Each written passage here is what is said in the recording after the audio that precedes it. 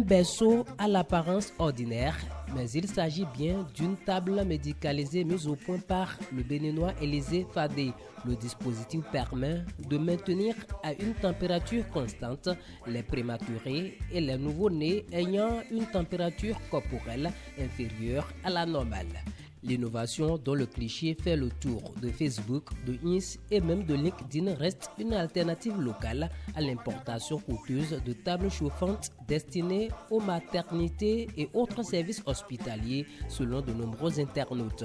Ces derniers encouragent le jeune chercheur à breveter son innovation et appellent les dirigeants à soutenir ce technicien en maintenance biomédicale formé à l'Université nationale d'Abomey au Bénin.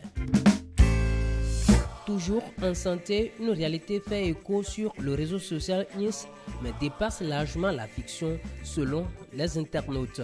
Une start-up du milliardaire américain Elon Musk a installé une première puce cérébrale sur un humain. L'implant dénommé télépathie est comparable à une pièce de monnaie composée de milliers d'électrodes fixées sur une centaine de fils. L'implant devrait recueillir les données cérébrales de mouvement du patient avant de les envoyer sur les ordinateurs de la start-up. L'idée est de permettre, entre autres paralysés, de marcher et redonner la vue aux aveugles. Une innovation qui paraît extraordinaire pour des milliers d'utilisateurs de Twitter, l'ancêtre de Ins. Pas loin de l'implant cérébral, une technologie déployée à la canne en Côte d'Ivoire émerveille la toile.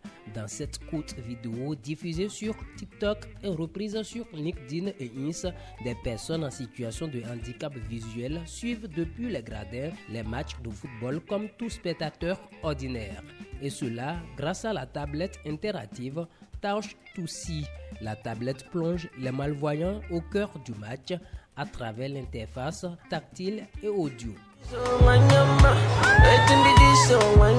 Pour les internautes, c'est une solution inclusive.